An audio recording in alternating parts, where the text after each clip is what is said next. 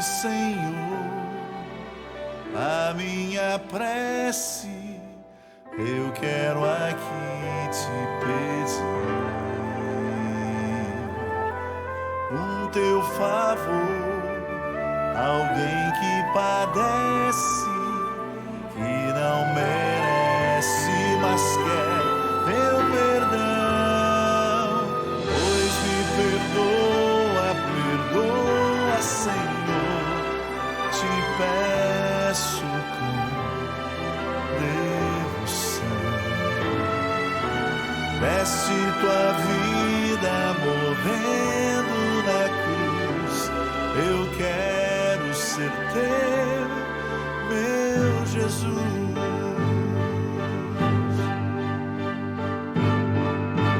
Quantas vezes eu te deixei, não querendo te encontrar. Quantas vezes eu te magoei sem pensar.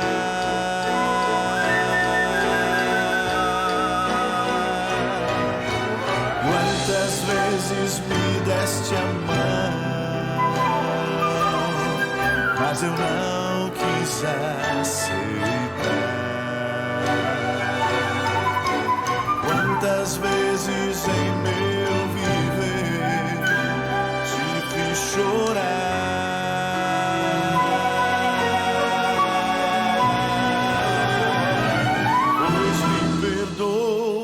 Perdoa, Senhor, te peço com devoção.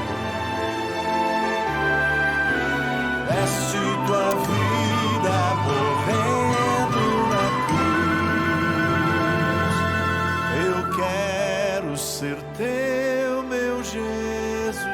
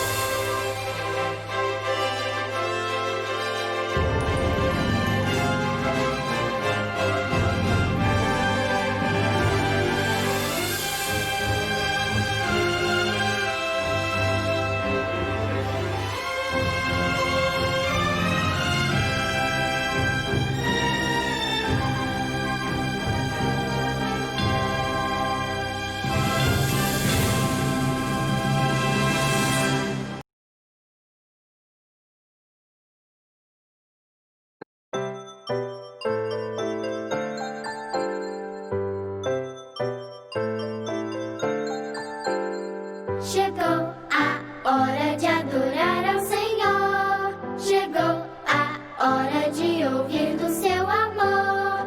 Lindas histórias que vêm ensinar a sempre em Deus confiar. Chegou a hora de adorar ao Senhor. Chegou a hora de ouvir do seu amor. Vem, amiguinho, comigo sentar e vamos quietinhos ficar, prestando atenção em adoração.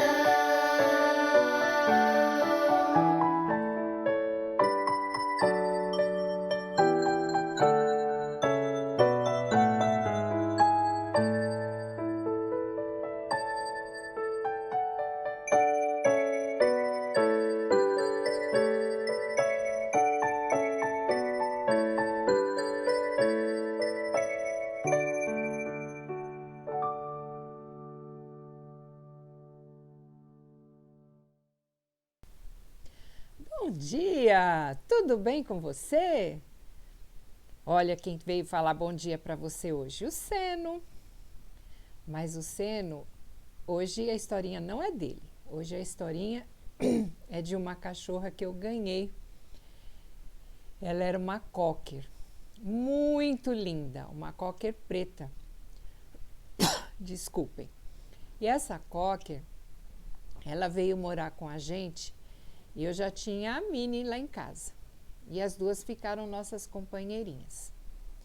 E sabem, dizem que o cachorro é o amigo fiel do homem, né? E eu posso dizer que a Sandy foi minha amiga fiel.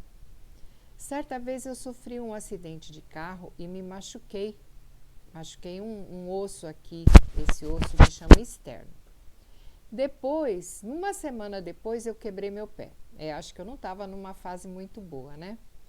E aí eu tive que ficar deitada durante bastante tempo, porque eu não podia andar, eu não podia usar direito a muleta, porque doía o peito. Ficou meio complicado. E sabe quem ficou do meu lado o tempo todo? A Sandy. A Sandy, ela não saía do lado da minha cama. Ela só saía de lá para comer e para fazer a sujeirinha dela lá na rua, porque ela não fazia dentro de casa. E ela então foi minha companheira, foi fiel amiga o tempo todo até eu sarar. E você, tem um amigo fiel também? Agora, e você, é um amigo fiel?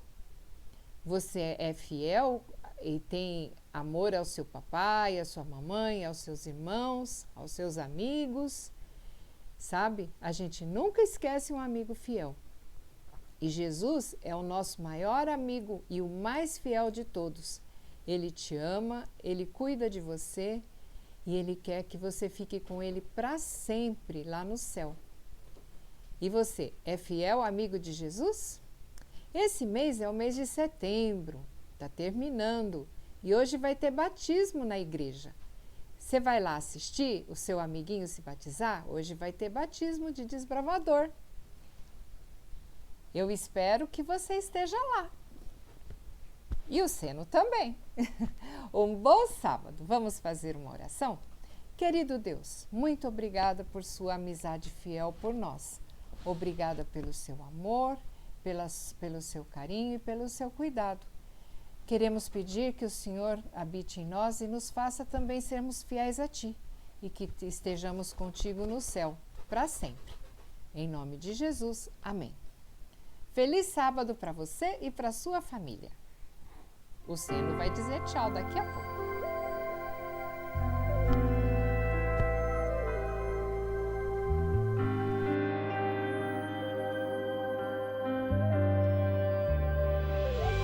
Me olho no espelho e só vejo meus defeitos.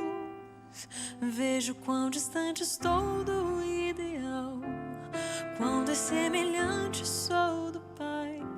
Levo minhas cargas, levo minhas dores.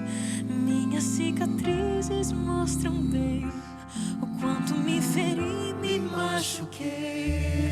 Mas Deus, com seu amor me ergueu, com amor me acolheu e de beijos me cobriu.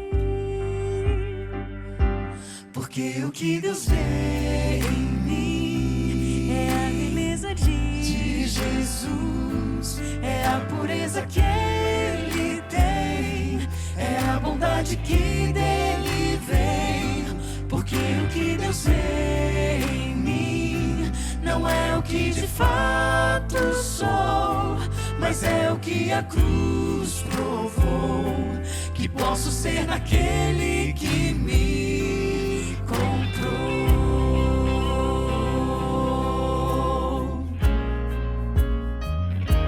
Eu saio para a vida, pras batalhas dos meus dias, e o desafio é ser como ele foi, só depender de Deus e ver o amor.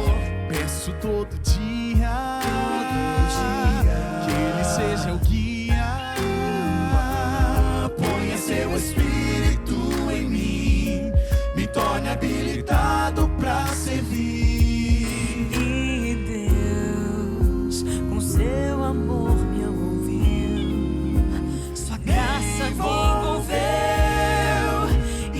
beijos me cobriu.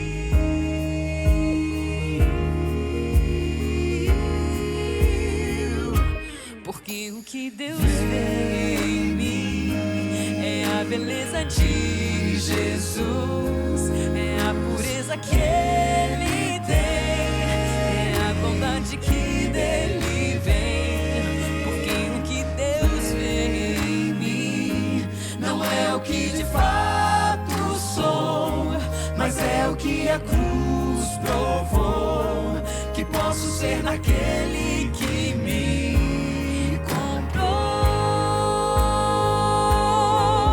E é nele que eu sigo em frente, e pensando nele eu escolho a vida.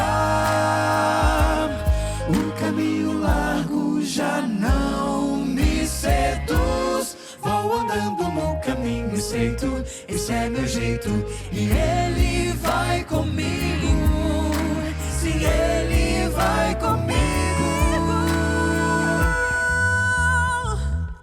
Porque o que Deus vê em mim é a beleza de Jesus, é a pureza que Ele tem, é a bondade que dele vem. Porque o que Deus vê em mim não é o que de fato sou, mas é o que a cruz provou, que posso ser naquele que me comprou. Sigo então feliz a minha vida naquele que me comprou. Com seu sangue me comprou. Louvo seu nome.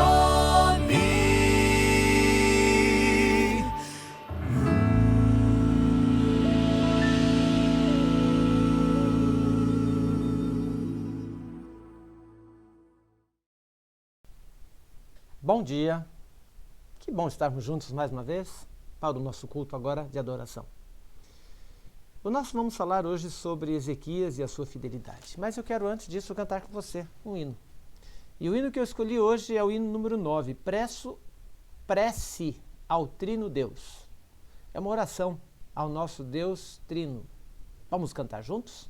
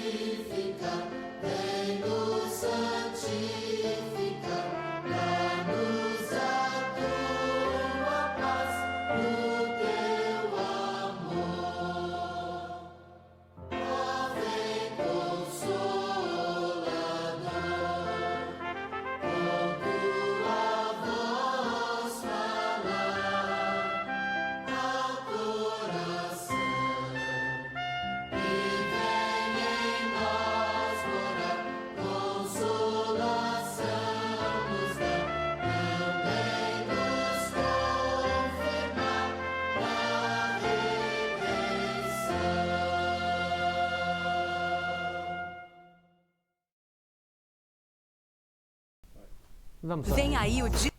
Pai querido, mais uma vez nós vamos abrir a Tua Palavra para louvar e glorificar o Teu nome.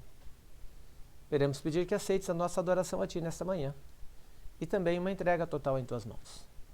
Que esse exemplo que vamos estudar hoje, possamos usá-lo em nossa vida para a Tua honra e glória e assim termos também a nossa vida transformada e sermos usados por Ti para fazermos a nossa parte. Queremos nos colocar em Tuas mãos para que Tu mais uma vez nos uses para levar esta mensagem e também, Pai, que Tu abras o coração de cada pessoa que está assistindo essa mensagem para que possa ser levado a Teus pés, pelo Teu poder, amor e pela Tua graça. Por isso, Pai, participa conosco neste culto. É a bênção que pedimos em nome de Jesus. Amém. O texto inicial encontra-se em Crônicas, no capítulo 32 e no verso 1. E ele diz-nos o seguinte: não vou esperar você encontrá-lo, não. Não vamos ter pressa para ler a Bíblia. Você pode encontrá-lo? Crônicas, segundo livro de Crônicas, capítulo 32. E eu leio no verso 1 o seguinte: depois destas coisas e desta fidelidade, veio Senaqueribe, rei da Síria, entrou em Judá e acampou-se contra as cidades fortificadas e intentou apoderar-se delas. Bem, vamos primeiro ver as pessoas que envolvem essa história, esse relato aqui. A primeira delas é Ezequias. O nome Ezequias quer dizer Deus é minha energia. Ezequias foi filho de Acás.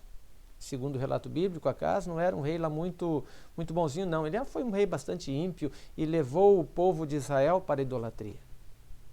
E a história mencionada de Ezequias, ela é mencionada no livro de 2 Reis, capítulo 18, e em Isaías, capítulo 36 até 39, e também em 2 Crônicas, capítulo 29 em diante, até o capítulo 33, por aí. É uma história bastante interessante e eu gosto muito da história dele. Porque Ezequias, ele colocou um propósito em sua vida. Apesar de ser filho de um rei idólatra, ele decidiu fazer a diferença e mudar as coisas. Foi ele, inclusive, que procurou abolir a idolatria no seu reino e também destruiu a serpente de metal que foi construída por Moisés no deserto. Aquela serpente, quando a praga das serpentes alcançaram o povo de Israel, ela continuava sendo adorada como uma coisa mais importante.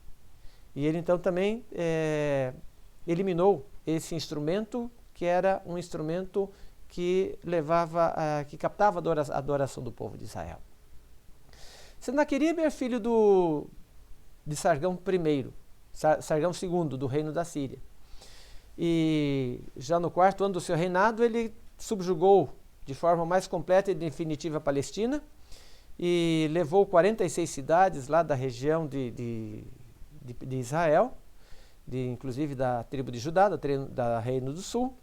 Um dos seus oficiais, Rapsaque, e foi até Jerusalém para levar uma mensagem de que Jerusalém seria destruída.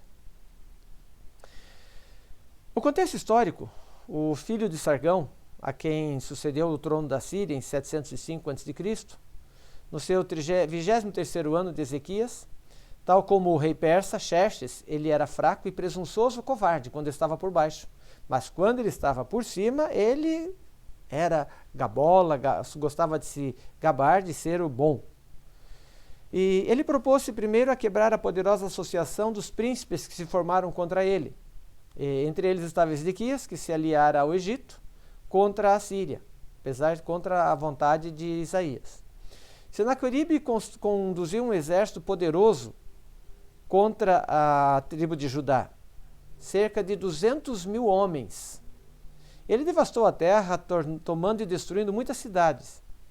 E, segundo as suas próprias palavras, nos anais da Síria, há registros que ele mandou uma mensagem dizendo o seguinte: porque Ezequias, rei de Judá, não se submeteu a mim, vim contra ele, e pela força das armas e do meu poder, tomei 46 das suas cidades fortificadas.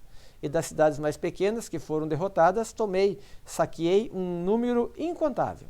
Desses lugares, tomei e levei cativos 200.156 pessoas, novos, velhos, homens, mulheres, crianças, todos. Assim como cavalos, mulas, jumentos, camelos, bois, ovelhas, uma multidão muito grande de animais. E Ezequias, eu o deixei prisioneiro em Jerusalém, na sua capital, onde ele ficou como um pássaro numa gaiola, construindo torres em volta da cidade, amontoando bancos de areia contra os portões a fim de evitar qualquer fuga. Depois, sobre Ezequias, caiu o medo de perder um dos seus braços, e ele me enviou o chefe dos anciãos de Jerusalém com 30 talentos de ouro, 800 talentos de prata e vários outros tesouros. Um imenso e rico saque que ele me mandou.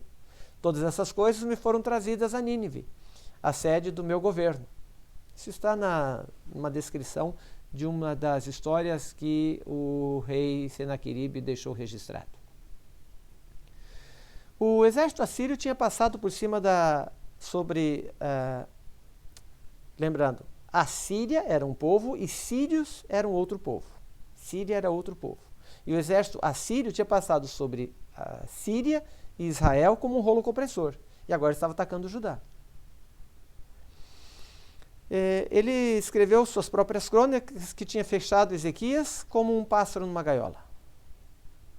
E seu principal oficial, Rabsaque, foi enviado a Jerusalém para começar uma campanha de propaganda contra a cidade de Jerusalém, para persuadir o povo de Judá a desistir de lutar e a se entregar para ele.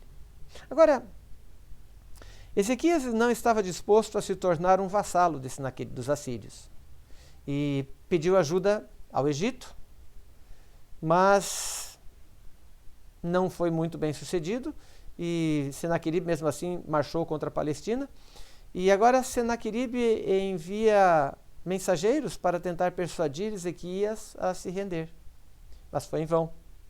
Envia uma carta ameaçadora, lá no 2 Reis capítulo 19, leva para o templo, que agora o rei leva para o templo, Ezequias leva para o templo e espalha perante o Senhor, e Isaías mais uma vez traz uma mensagem de encorajamento a Ezequias, no livro 2 Reis capítulo 19.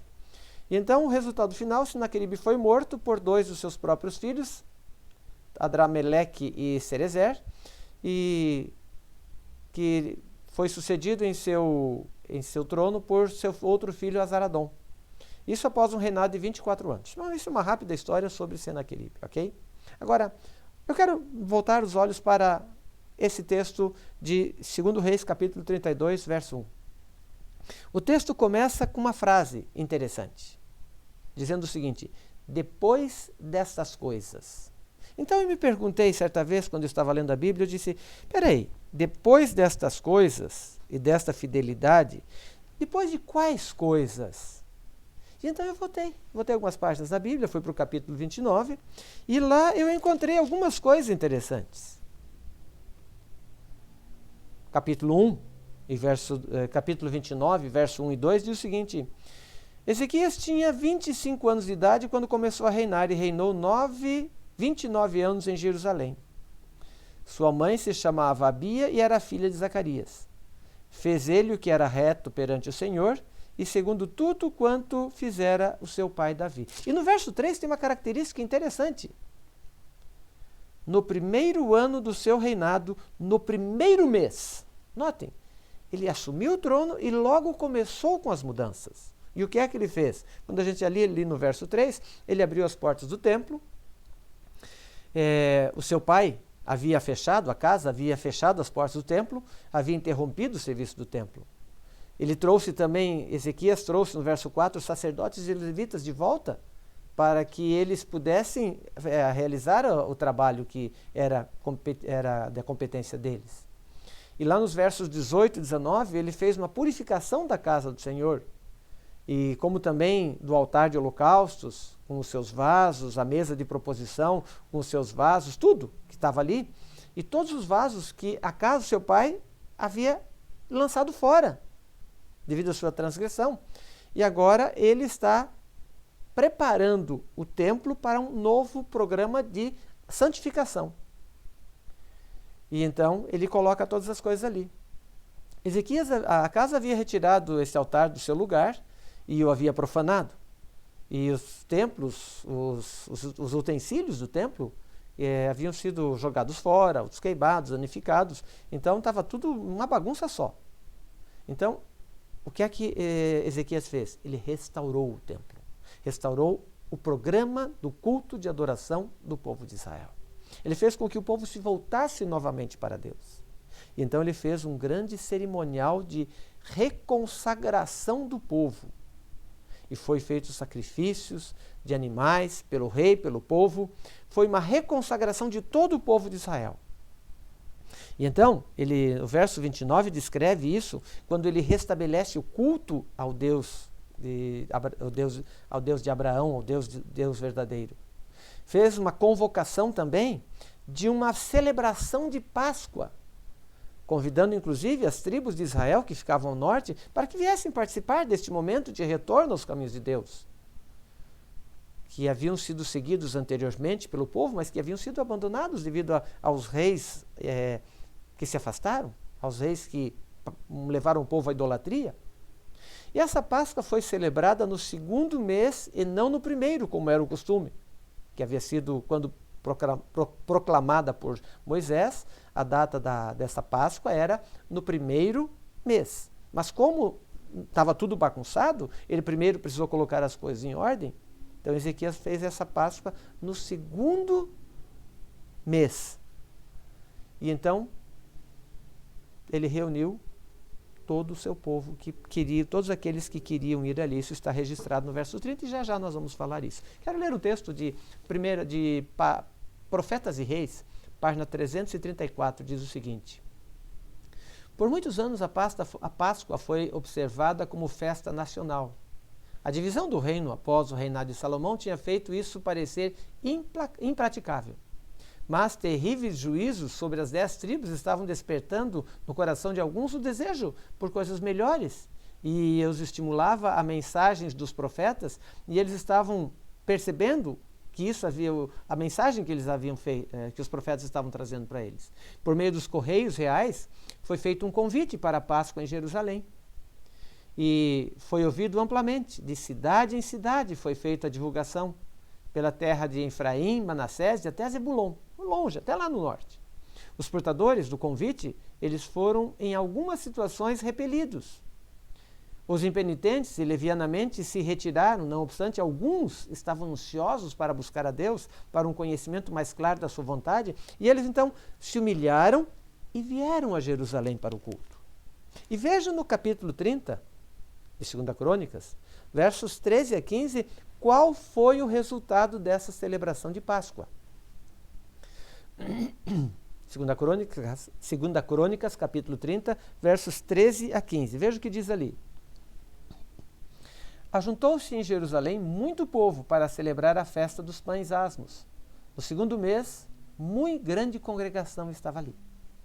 Dispuseram-se e tiraram os altares que havia em Jerusalém, também tiraram todos os altares de incenso e os lançaram no vale de Cedron. Então, imolaram cordeiros, o cordeiro da Páscoa, no 14º dia do 2º mês. Os sacerdotes e os levitas se envergonharam e se santificaram e trouxeram holocaustos à casa do Senhor.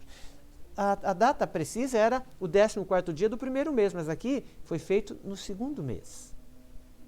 E acontece uma coisa interessante.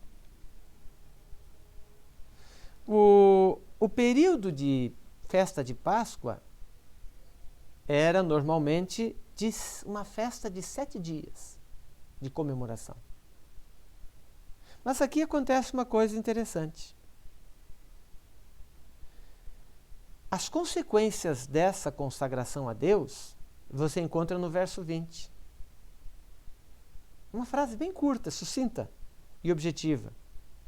Ouviu o Senhor a Ezequias e sarou a alma do povo. Notem, Deus aceitou o retorno do povo a Deus. Apesar de eles terem se aprofundado na idolatria, oferecido filhos aos deuses, Deus não os recusou quando voltaram. É assim que Deus age. E aqui houve uma reconsagração, um reavivamento no povo de Israel.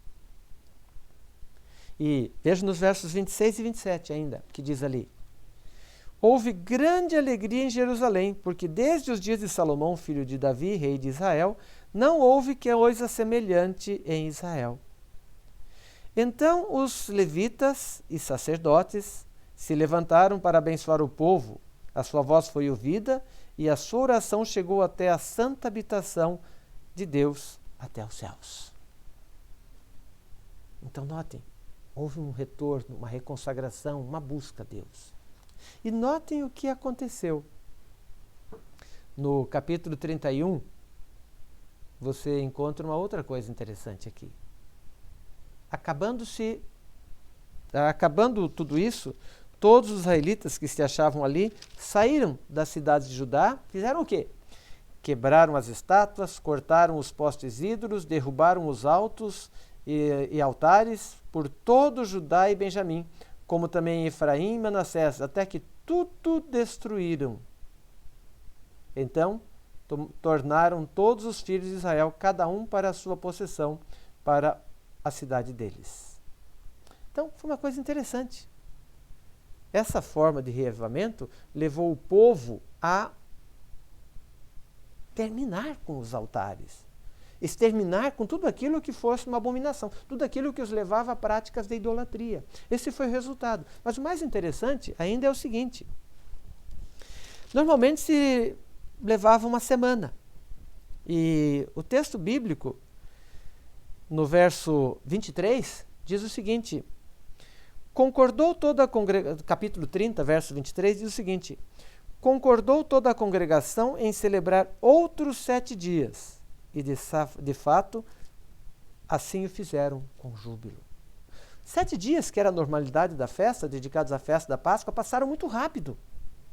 E eles então, os próprios adoradores disseram: olha, está muito bom esse retorno a Deus, está muito gostoso sentirmos a paz de Deus novamente em nossa vida, vamos prolongar isso, vamos fazer mais 7 dias, para ampliar a nossa entrega, para aumentar a nossa dedicação a Deus. Então eles fizeram mais uma semana. Então você percebe que Ezequias levou o povo de Israel a uma reconsagração, a uma entrega, a uma busca a Deus. E Ezequias, com essa reforma entre o povo, que teve a sua vida voltada para Deus, a fidelidade do povo aumentou. E o que é que aconteceu? Houve abundância de mantimentos para os sacerdotes, que até ali estavam desacreditados, e devido à grande apostasia que o povo havia se envolvido, eles haviam sido esquecidos, deixados de lado. E então, eles fizeram um retorno. Ezequias e todo Judá fez o que era reto, verdadeiro perante Deus. E no capítulo 31 e no verso 21 diz o seguinte: em toda a obra que começou no serviço da casa de Deus, na lei e nos mandamentos, para buscar a Deus, sob todo o coração, tudo o que ele fez e prosperou. Depois de tudo isso, havia paz no meio do povo. Haviam voltado a exaltar a Deus, extirpado os deuses estranhos, ídolos, derrubado os altares. Haviam voltado ao Deus verdadeiro, mas parece que as coisas não deram muito certo. Veja, pense um pouquinho. Ezequias era filho de um rei ímpio. Tinha tudo para ser um péssimo rei, idólatra. Poderia ter se acomodado diante da situação e simplesmente continuado com as coisas erradas que o pai fazia. Mas não, Ezequias resolveu ser diferente. Fazer tudo para marcar a sua passagem no trono de Israel. Para marcar a sua passagem na vida do povo de Israel. No livro Profetas e Reis, tem alguns textos bem interessantes, diz o seguinte: em evidente contraste com o governo displicente de Acás, foi a transformação operada durante o próspero reinado do filho Ezequias. Ele subiu ao trono, determinado a fazer tudo o que estivesse em seu poder para salvar Judá, de sorte que estava tocando ao reino, da sorte que estava tocando o reino do norte, Israel. As mensagens dos profetas não davam margens a meias medidas. Unicamente uma medida drástica, mais decidida, conforme foi lhe dada, evitariam os juízos impenitentes que estavam sendo prometidos a Israel caso continuassem fiéis. Nessa emergência, Ezequias provou ser um homem para a ocasião. Mal havia ele subido ao trono, começou a planejar e executar o seu trabalho. Voltou primeiramente a atenção para a restauração das atividades do templo. Havia tanto sido negligenciados há tanto tempo. E nessa obra ele solicitou com muito fervor a cooperação de um grupo de sacerdotes e levitas, que eram os que tinham permanecido fiéis ali, apesar do abandono. Eles permaneceram fiéis à sua sagrada vocação. Então eles foram buscados para retornar o povo à adoração. E seguro da sua cooperação com eles, falou livremente do seu desejo de instituir imediatas e profundas reformas. E ele disse lá no capítulo 2 Crônicas, capítulo 29, versos 6 a 10, ele diz o seguinte: nossos pais transgrediram, confessou, fizeram o que era mal aos olhos do Senhor nosso Deus, e o deixaram se desviarem dos seus rostos do tabernáculo do Senhor. E agora me tem se vindo ao coração que façamos um concerto do Senhor Deus de Israel para que se desvie de nós o ardor da sua ira e nós vamos voltar para Deus. Isso está escrito no livro Profetas e Reis, página 331. Sabe? É isso que Deus espera de nós. É isso que Deus quer que façamos. Nos voltemos a Ele e permitamos que Ele guie nossos passos. Entretanto, essa história, como eu relatei no início, depois destas coisas, parece que Deus não aceitou muito, ou talvez nem tenha dado importância ao que havia feito. Aparentemente, parece que Deus nem deu muita importância ao que Ezequias fez em relação ao povo. Porque depois de tudo isso, o que é que aconteceu? Capítulo 32, verso 1. Senaqueribe, rei da Síria, entrou em Judá, acampou-se contra as cidades fortificadas e tentou apoderar-se delas. E agora eu pergunto para você: você busca uma consagração a Deus, uma entrega à hora, jejua, se entrega, se volta a Deus, gasta tempo orando e adorando a Deus, e aí de repente as coisas começam a dar tudo errado? Como você se sentiria? O que você faria se estivesse no lugar de Ezequias? E não foi muito só chegaram perto lá. Esse Senaqueribe foi muito audacioso. Ele enviou um dos seus generais, Rabsaque, para que desafiasse o rei. E não somente o rei, mas ele, juntamente o povo, que ainda pudesse estar firme em Judá. No capítulo 32, versos 16 e 17, você pode ler ali: os seus servos falaram ainda mais contra o Senhor Deus e contra Ezequias e seu povo. Senaqueribe escreveu também cartas para blasfemar do Senhor Deus de Israel e para falar contra ela, dizendo: assim como os deuses das nações de outras terras não livraram o seu povo das minhas mãos, assim também o Deus de Ezequias não livrará o seu povo das minhas mãos. Ele estava blasfemando, estava zombando de Deus. Mas eu admiro a postura de Ezequias, mesmo diante desta situação. Ele agiu com dignidade. Veja o que diz no verso 20, do capítulo 32. Porém Ezequias, o rei Ezequias, e Esaías, o profeta, filho de Amós, oraram por causa disso e clamaram aos céus. Note, o rei foi ao encontro do profeta. Humildade que existia nesse homem. Ele foi ao encontro do profeta. E então, eles oraram a Deus e clamaram. Eu diria que Ezequias fez a coisa certa, no momento certo e da maneira certa. Ele convocou os profetas e foram falar com o responsável por tudo, para que Deus pudesse resolver o problema. Ezequias fez mais ou menos o seguinte: olha, Deus, o seguinte, eu fiz o que você ordenou que eu fizesse. Trouxe o povo de volta a ti.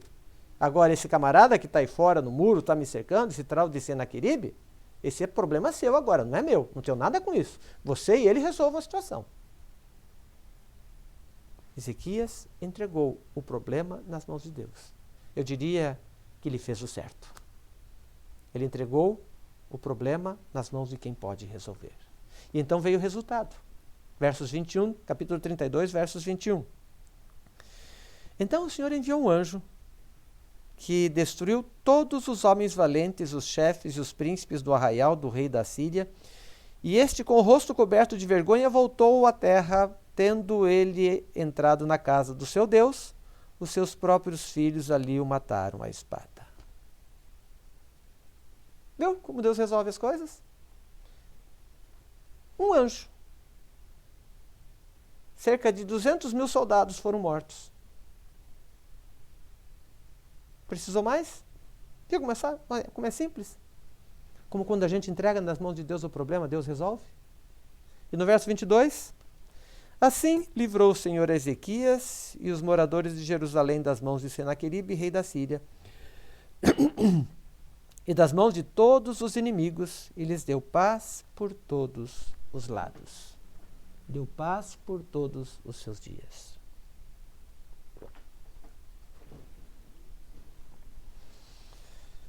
Eu quero ler uma descrição do livro Profetas e Reis agora. O reinado de Ezequias se caracterizou por uma série de marcantes providências, as quais revelaram às nações vizinhas que o Deus de Israel estava do seu lado, estava com seu povo.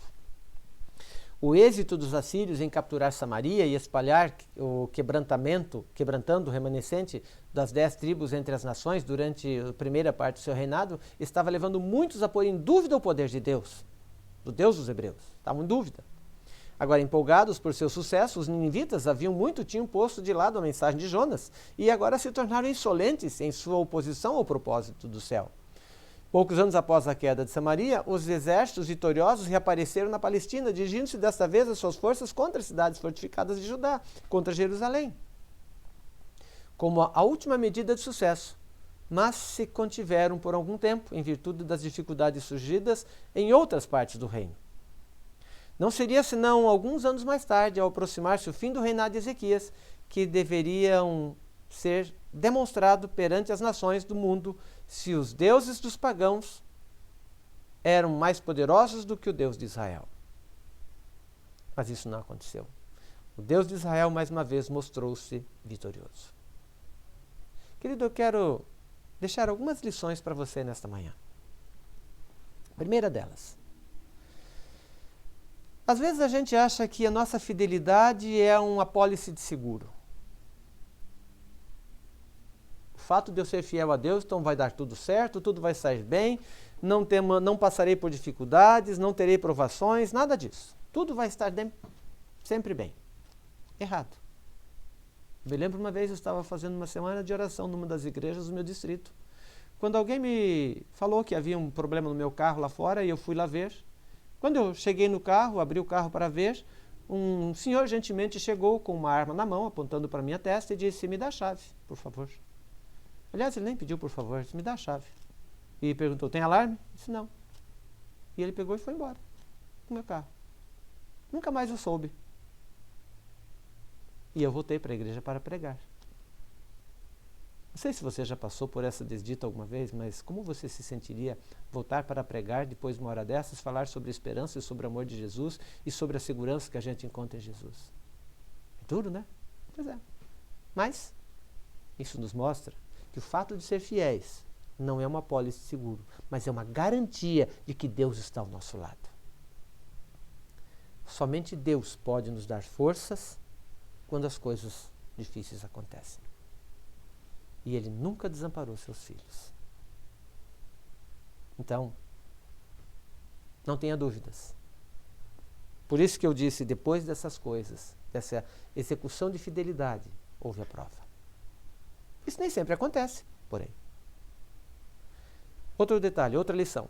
Quando buscamos a Deus de todo o coração, mesmo que surjam problemas, nada temos a temer.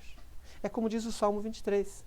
Ainda que eu ande pelo vale da sombra da morte, não temerei, porque tu estás comigo. Ou seja, Deus está ao nosso lado. E como terceira lição, eu quero dizer o seguinte, na hora certa, Deus manda o socorro.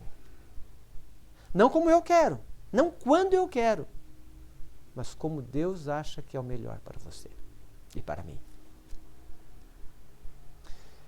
Quarta lição, e essa é muito importante também. Na hora da crise, nós revelamos quem somos, não quem gostaríamos de ser. Observe que, nesse caso, a reforma foi feita antes de surgir o problema.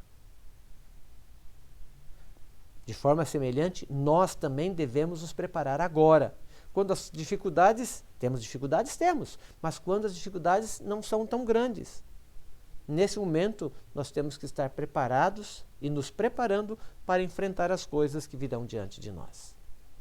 Pois nunca saberemos o que pode acontecer amanhã. Agora, quando nós aprendemos a confiar agora, nós saberemos em quem podemos confiar.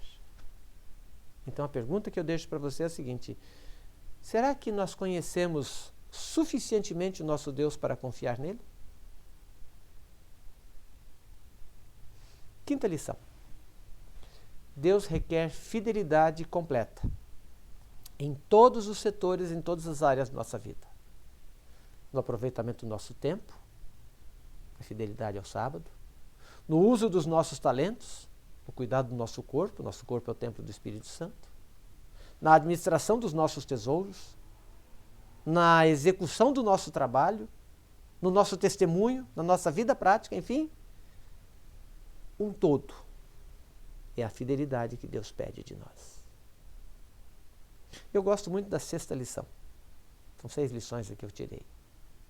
Uma coisa que nós precisamos aprender: não ter pressa para sair da presença de Deus. O povo de Israel era para ficar 1 semana, mas eles decidiram ficar 2 semanas na festa da Páscoa, porque era gostoso estar na presença de Deus. Você já chegou a dizer alguma vez que minha vida está tão agitada que eu não tive tempo de ler a Bíblia hoje? Sim, eu li. Pastor, posso ler só um verso da Bíblia? Pode. Leia. 1, 2 versos, mas leia. Aprenda a não ter pressa de sair da presença de Deus. Porque é o único local onde podemos encontrar conforto, segurança e paz. Eu quero convidar você a fazer uma reforma em sua vida. Talvez você tenha algumas coisas para mudar, tenha alguns hábitos para deixar, mas não está encontrando forças. Peça a Deus que Ele vai ajudá-lo. Procure uma forma melhor de servir a Deus, de adorar esse maravilhoso Deus que enviou Jesus a este mundo para morrer por nós. Como nós vimos na lição da Escola Sabatina agora há pouco. Testemunhe. Conte para os outros as bênçãos que Deus tem derramado sobre a sua vida. E permita que Ele dirija seus passos a cada dia. Eu quero convidar você a se entregar a Cristo hoje. É o que nós precisamos realmente, uma entrega completa e total. Eu quero convidar você a fazer uma oração, que é uma oração cantada, que está no hino 287 do nosso hinário, que fala a minha entrega. Preste atenção nessas palavras e faça dessas palavras a sua oração também hoje.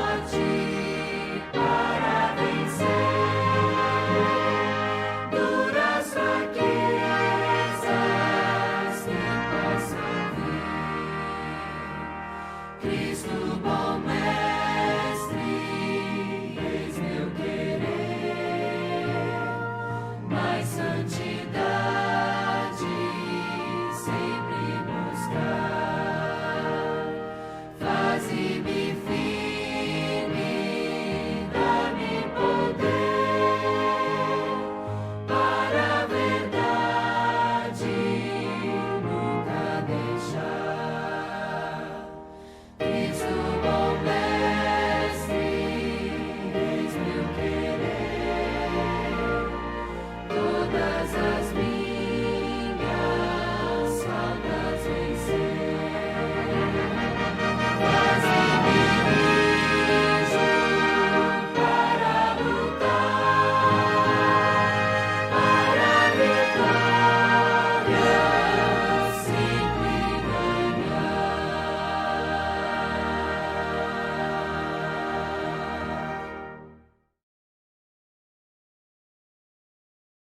Vamos orar? Pai querido, mais uma vez queremos nos entregar em Tuas mãos. Que o nosso querer seja realmente fazer a Tua vontade, seguir os Teus caminhos, seguir os Teus ensinamentos e ser fiel a Ti. Que esse exemplo de Ezequias possa ser um exemplo que mude a nossa vida, que transforme o nosso coração e nos aproxime mais do Teu poder, da Tua graça e do Teu amor. Agora, Pai, concede-nos um sábado feliz e agradável em Tua companhia, que possamos usufruir da Tua presença hoje e alcançarmos aqueles que estão ao nosso redor para a Tua honra e glória. Capacita-nos, abençoa-nos e guarda-nos em Teus caminhos, é o que nós suplicamos-Te, em nome de Jesus. Amém. Um bom restante de sábado para você. Que Deus o abençoe. Se você gostou dessa mensagem, mande para seus amigos. Compartilhe, faz bem. Outros também precisam ouvir.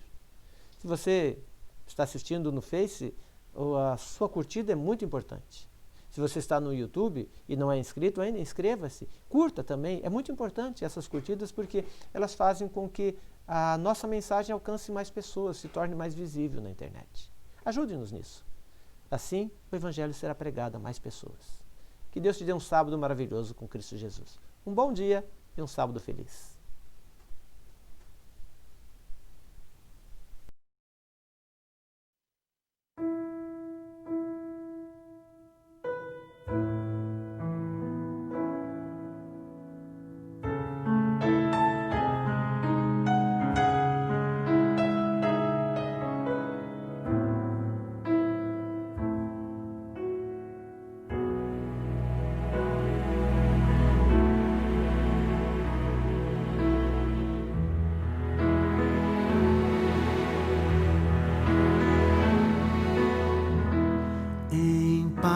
Eu vou ouvir a voz de Deus, em paz eu vou, estou feliz, achei abrigo